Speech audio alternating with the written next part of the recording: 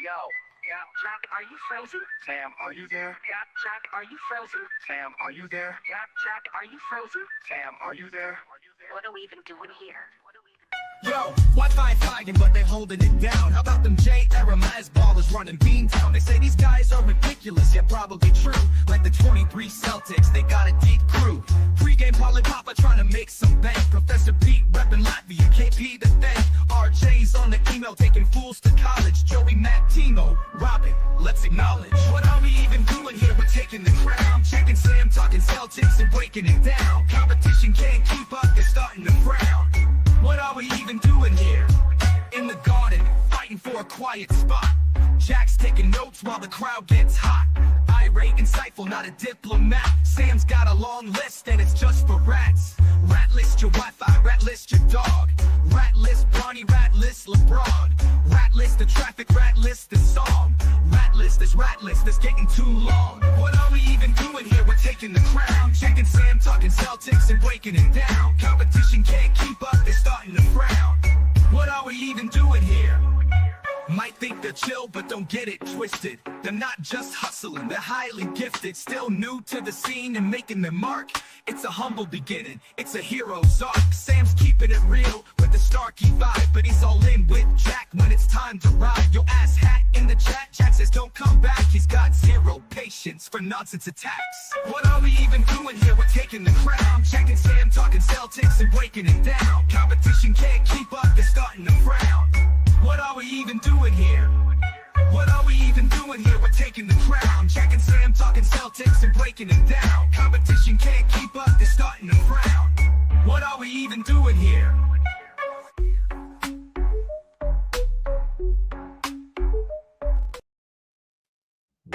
Hey, we made it. Friday night NBA Cup game at TD Garden. Stu Greeny, Dan Greenberg from Barstool Sports joins us. Greeny, thanks for joining us. How you guys doing? Happy Friday. Doing great. Happy Friday. Lovely green court in front of us today. They got some young hoopers out there right now running up and down it, breaking it in for our boys a little later. But yeah, I always get up for the NBA Cup. Not everyone feels the same way. I saw the man in charge over at CLNS, Nick Gelso, was not pleased today. Said he would not be watching the game because of the green court. It just means more. Everybody. It means more. He doesn't get it. Huh. The Celtics enter tonight negative 12-point differential. They are in third place in Group B. If they want any hope of moving on in this competition, they have to, as Trixie put it, sell to ass on Brooklyn tonight. They have to win by 1 billion points. Joe Mazzulla said it's the kind of thing that they're going to have to get a feel for throughout the game. You just can't go into a game like this and assume that you're going to beat the brakes off the opposing team. But after watching Tuesday's game, Greeny, how are you feeling going into the rematch against Brooklyn tonight? I'm of the thought that their NBA Cup dream is dead. I just feel like you have to go undefeated and you have to have a high point differential to move on. So first and foremost, I'm just hoping for health. I would like a blowout win just for the point differential boost that it gives them for the normal season. I just would like another stress-free night of basketball. I'm a little nervous every time like the Celtics are double-digit favorites. It's never stress-free. So for me, I'm not so much concerned of like, hey, can they make a run in the cup? Because I think even if they win tonight by like 35 points, they'll then need help from the teams ahead of them to like not win by a bunch. So I'm not a math guy. Just win, be healthy, and let's move on to tougher games because their slate is about to get way harder after this. So that's why I'm hoping everyone can just keep the minutes light again and come out unscathed. Yeah, I think I said it on the show. There is like a sandwich. They play the Nets twice here, and then in like a month they play the Pacers twice, and everything in between is just fucking brutal. Everything in between is just like a hellscape of, oh my God.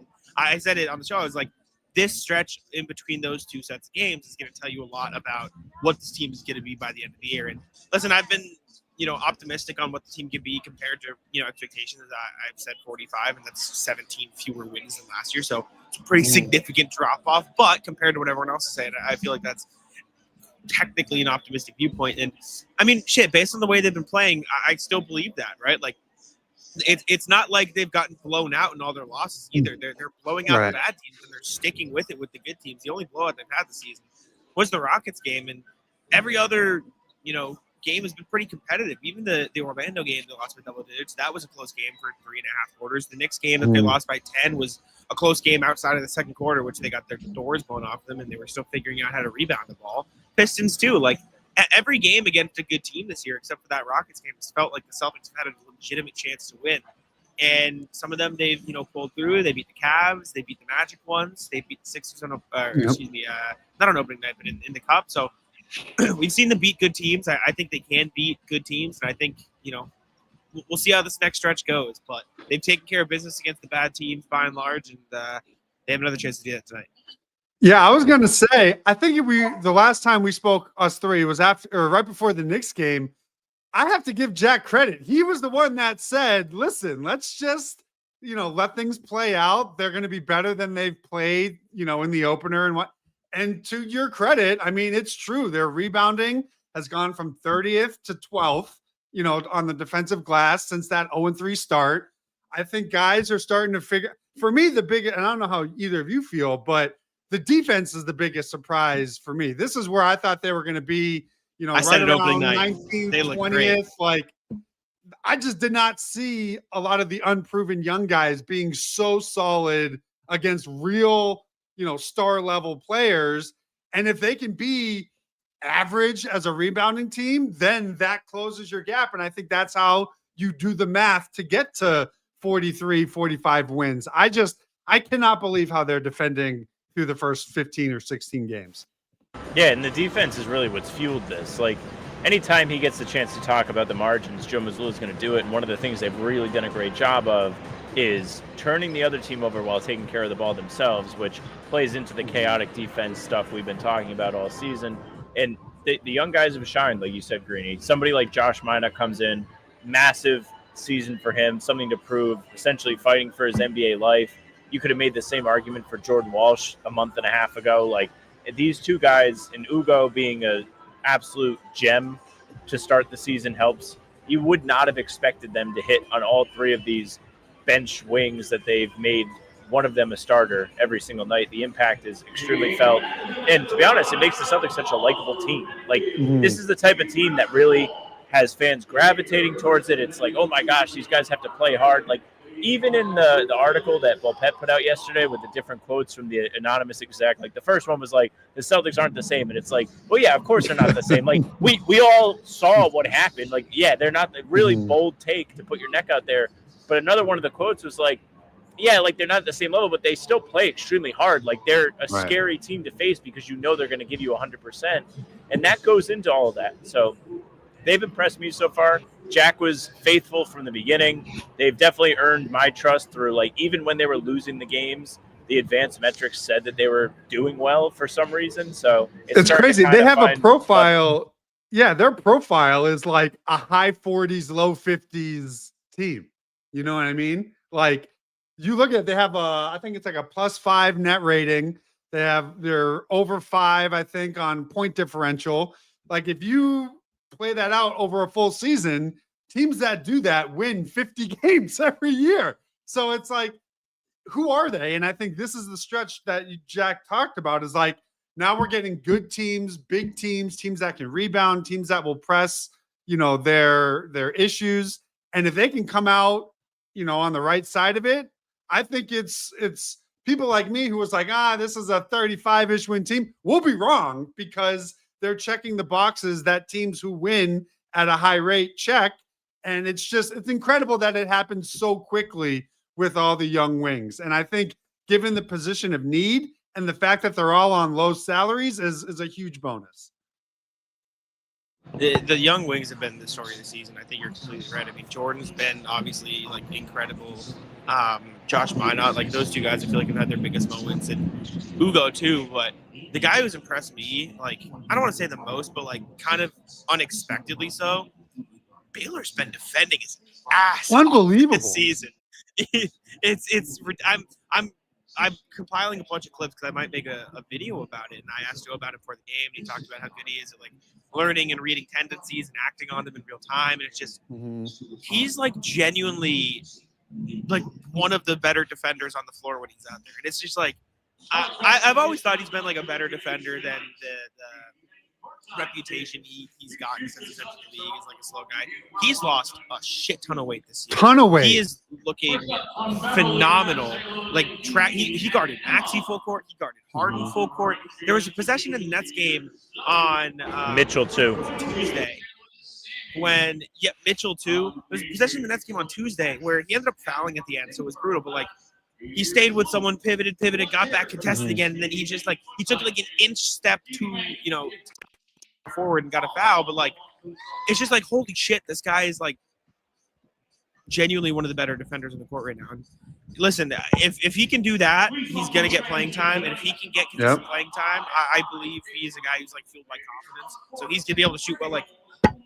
This is a great step in the right direction for Baylor. And him, Walsh, what's crazy is like you were in Vegas. I feel like I just feel like Baylor wasn't even defending like this in Summer League against way worse competition. It always felt like he was just trying to gamble with a tap behind or was a step slow. And I'm looking at him now. He's moving his feet. He's staying in front. He's not reaching. And it's like same thing with Jordan Walsh. They have this on-ball discipline where like nobody is biting for shot fakes. It's like, I don't know if this was just something that was installed during training camp or what, but I'm with you. And that's, people tweet me all the time, oh, why is Baylor playing and Hugo's not? It's like, listen, Joe's clearly giving everyone a few game sample to prove their worth, and he is holding his own on both ends of the floor. It's like if he's going to make his catch and shoot threes and he's going to be able to defend at a passable level, he should play. Like he's a first round pick. He needs to get, an opportunity too. It's unbelievable, honestly. 9 of 17 on threes this year, by the way. Yeah. So it's like, it doesn't even feel like he's making shots. And then you see something like that. It's like, wait, he's giving you plus shooting and plus defense. And he looks, I'm with you. He must have, I don't know what he did, but he looks skinnier now and better shape now than he did in Vegas. So it's like, I don't know if it's just the culture, everyone's getting in his ear, or someone said like, hey, if you're going to survive at this level and with your foot speed, like you have to trim down. Because I don't know, he has the most noticeable body transformation, I think, of anybody on the roster. Yeah, Summer League just might have lied to us flat out this year. Like, Baylor didn't look great. We watched Ugo and we were like, oh man, he's going to have to go play in Maine. Jordan Walsh had like flashes of looking great, but once the preseason rolled around, it didn't feel like that was going to be the story for him. Yeah, Shireman has had moments this year, and even with his three-point shooting, he got robbed of one. They took one away because Simon set that like tough illegal screen, and he made one against the Nets on Wednesday, or Tuesday, whatever day it was.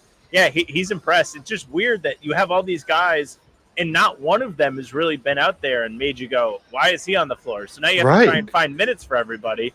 And it's not a situation that I think Joe even thought he would have been in like going into the season. So it's found money. Greeny, you tweet about it all the time. It's like you can't lose. It's either they blow up and like they end up tanking and then you get a good pick in the draft, or you win games because the guys on your team are actually good and you have them on cheap contracts. It's almost like it's the best case scenario. When it comes to all the unproven guys, I don't know what you guys might have thought would be the best case scenario, but I feel like we're seeing it with each guy within what their role is going to have to potentially be on the next iteration of the roster, right? Like whatever I thought Jordan Walsh's best case scenario is, he's exceeded it. And I haven't even cared about his offensive arsenal, right? Because I know he is showing the growth that he needed. Same thing with Minot.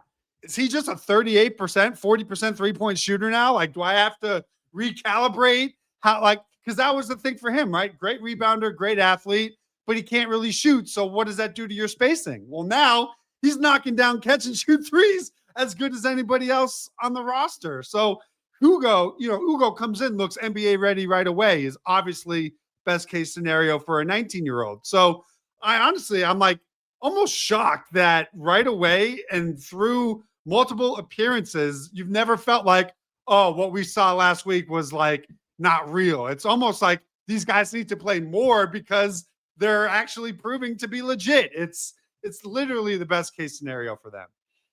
Jack, I don't know what you've seen like over the last couple weeks. I mean, from Minot, do you think his shot looks any different? Like I felt like there was a moment this year where I noticed his mechanics look a little smoother. Have you picked up on any of that, or do you think it kind of like varies game to game? I haven't noticed. Maybe like the only thing I'd say, maybe if he sees one goes in, it gets a little smoother, but not that I've like noticed significantly. I don't know. I would have to go back and look at some of his jumpers. But I only asked because that was like the first thing you noticed. So, like, yeah, well, he's got a really bad jump shot. Like it's so how is it going in at 40%? I don't know, man. Tyrese Halliburton makes shots too, and that shit is broken. Like, I don't know, and it's wild. This point that Ben brings up, development of a bunch of 7-9 men talking about like real missed opportunity, position for a top pick. Like, I understand it, like wanting to tank. I think this is almost, I don't want to say just as valuable because obviously getting like the camera is crazy, right? Sponsors crazy, whatever. But developing these guys into being not only good role players, but good role players who will probably be cheap for a few good title contending years when Tatum gets back is also very important. Jason Tatum, Jaylen Brown, Derek White, Peyton Pritchard, whatever big man they scrounge up in a trade or free agency, with a few of these guys who pan out into legitimate rotation, like that's a title contender.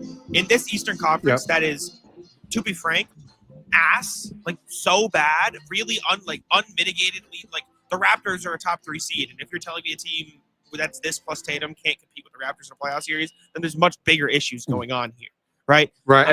I feel good about how they're developing the role players with Tatum coming back next season.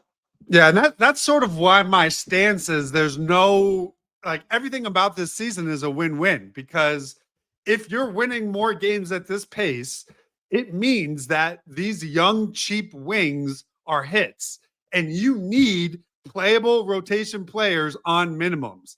So while that may hurt your pick, and now you're going from 8 to 14, and that's a bummer, at the same time, you're adding a rotation piece that is important for you in the future.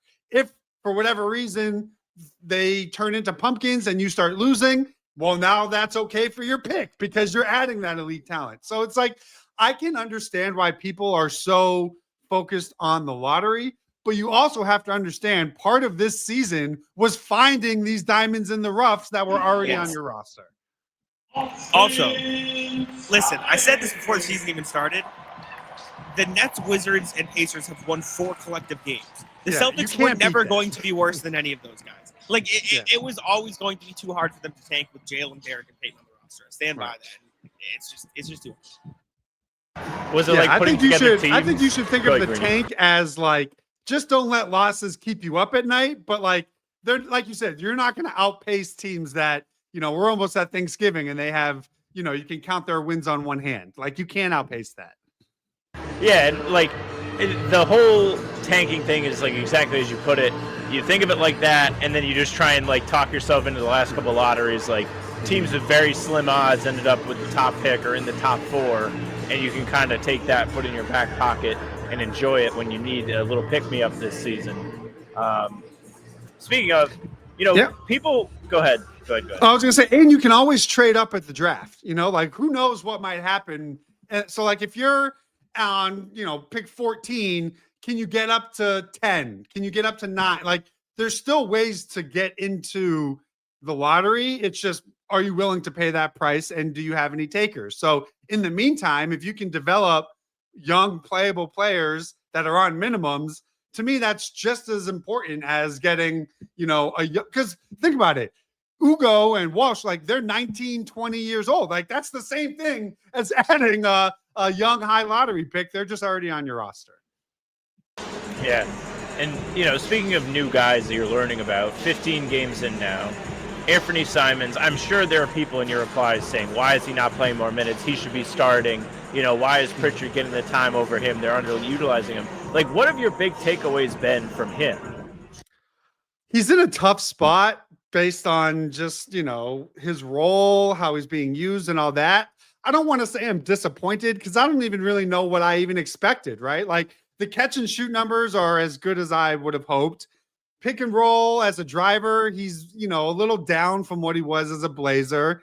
I'm at least impressed, when he's giving effort on defense, it's passable at times.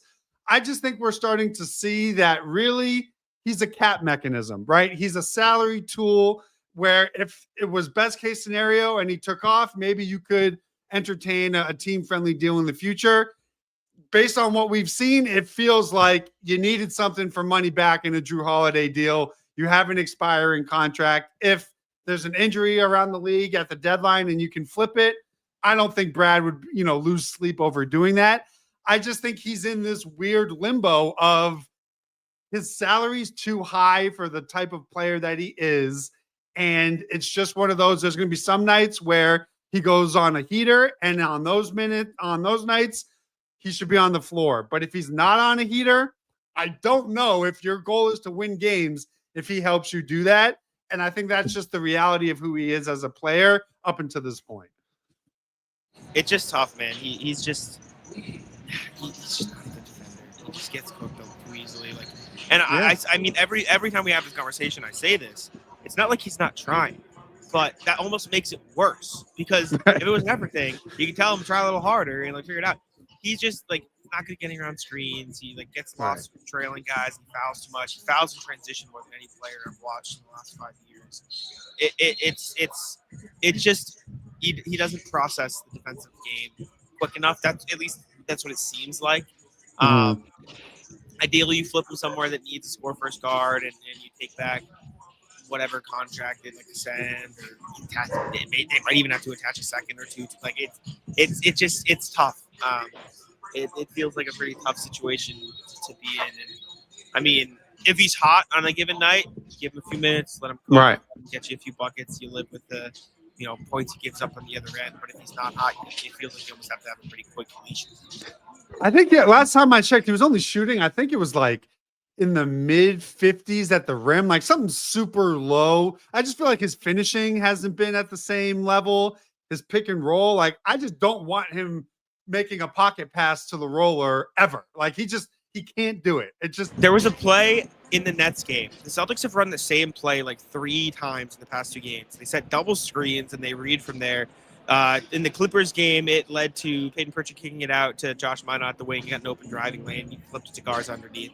They ran it again in the Nets game, and Luka Garza slipped out and it got into the middle and then kicked it to Pritchard in the corner.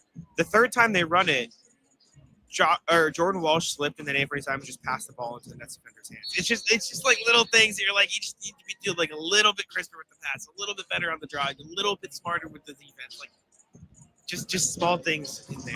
And remember, he never even had an intro press conference. So it's I feel like Brad was telling us what their intentions were. I think we were just hopeful that it would pan out to where he's in a different situation and now he's this wildly different player and you could extend him on a team friendly deal.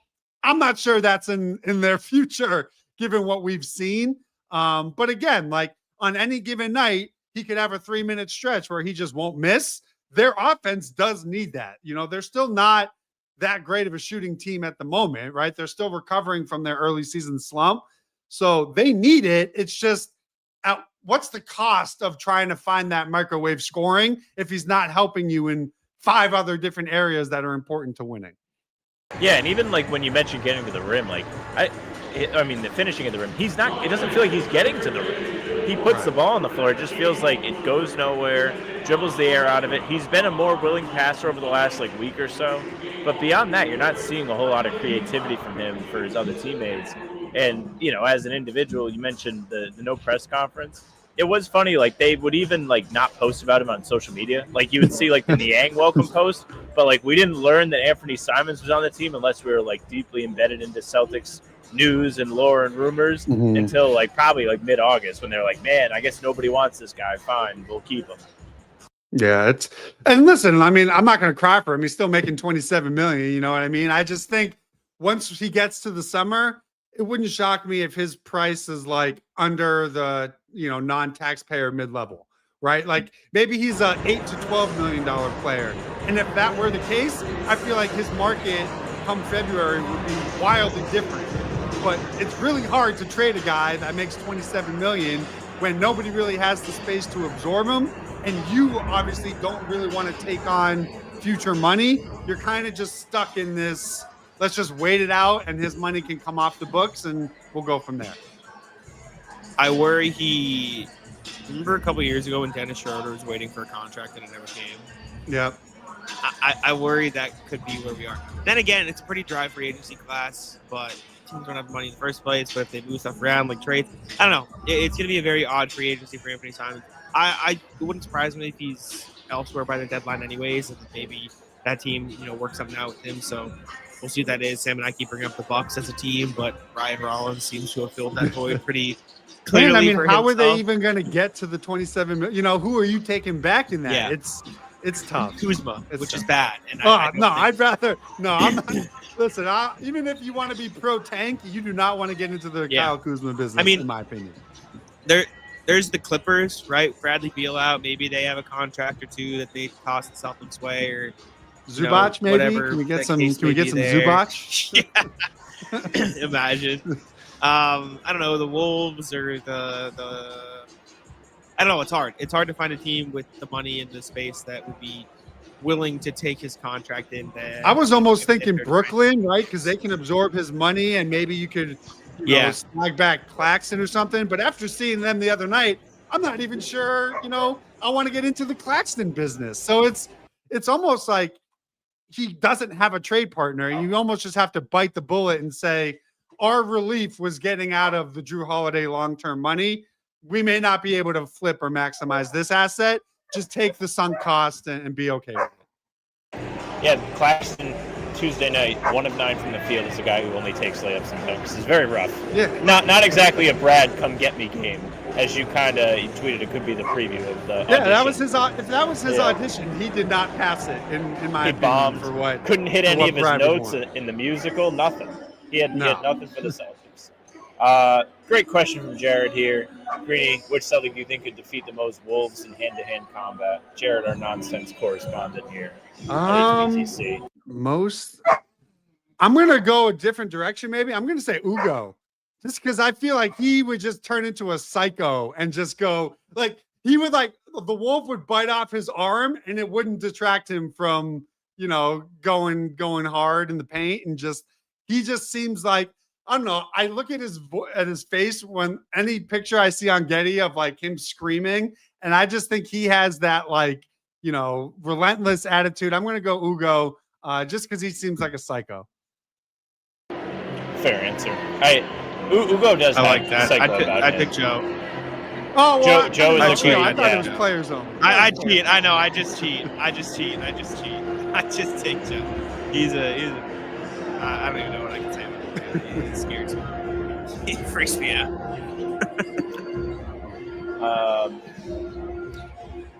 There is no beating Joe. There's none. There's not a soul. Maybe if you went in years past, you could pick up Marcus. That would be the only guy that could even hold a candle to that. But even then, I don't know. I would have gone Aaron Baines just because he's probably the strongest human of all time. He's the mountain, so he would have been a good one. That's probably where I'd probably cap it at that. There aren't many that come through the doors of the Auerbach Center that could hang with the Wolves. But yeah, people in the comments mentioning Anthony in the dunk contest is so funny because we just don't really see that stuff here. Any other big standouts through these first 15 games, Brady? I know we talked about all the bench points, but the defense was big. Yep. How about this? How about the Celtics doubling their mid-range shot total and leading the NBA in mid-range field goal attempts? They went from 7 to 14, right? Everyone always harps on the threes. Who are they? Kevin Durant isn't even taking this many mid-range jumpers. So I think seeing how Joe has reshaped the approach with this talent is notable to me, right? Because there are these games, I think of their 15, I think 10 or 11 of them, they've taken more twos than threes. Their 3-point attempt rate is down 6 percentage points from last year. and they've swapped that with mid-range. And that makes me a little nervous because I feel like if you are so overly reliant on mid-range as like the foundation of your offense, it's only a matter of time before the efficiency comes back down to earth.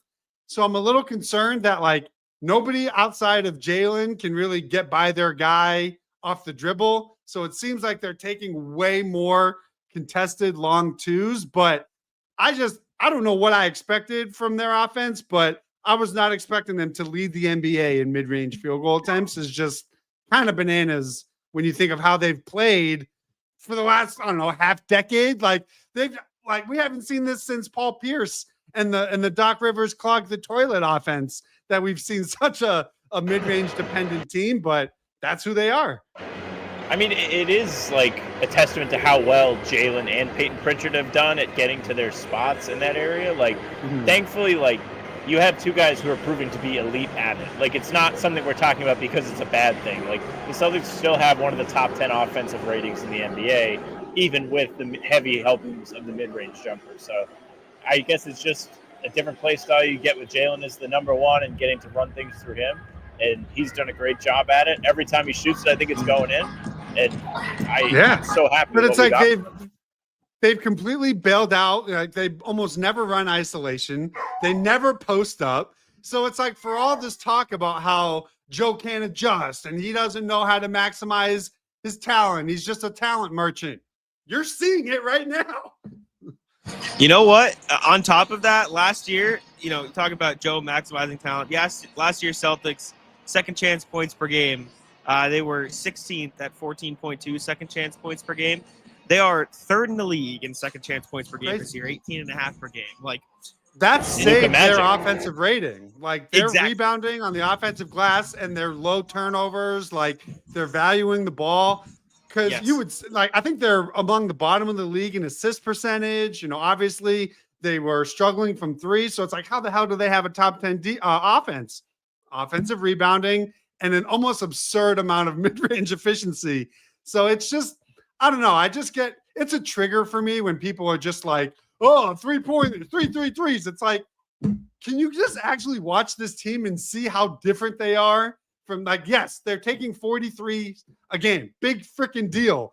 How they're playing is so different from any other Joe Mazzulla team. And I think that's a credit to him. It's a credit to the players executing that. And now we just have to see how sustainable it is over the course of the next, 5 months. Yeah.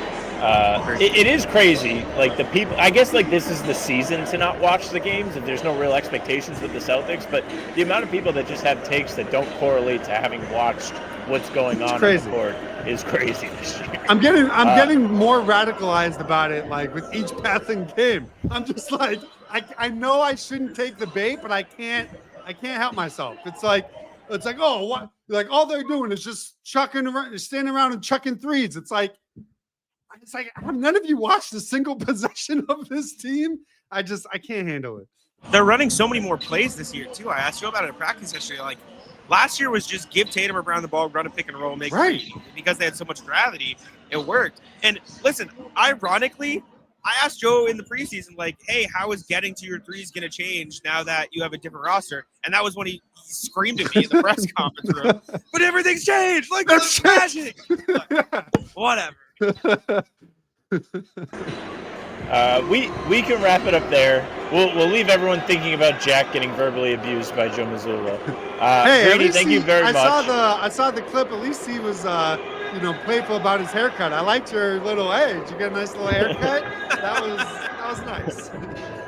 The haircut does wonders for the confidence. As you can hear, they're about to introduce the starters to the national anthem, so we're going to get out of here. Greeny, thank you again. People can find Greeny on Twitter. You can find him at Barstool. We'll wrap it up here. Here's Joe. Bye. I just got 3 things to say. God bless our troops. God bless America. And gentlemen, start your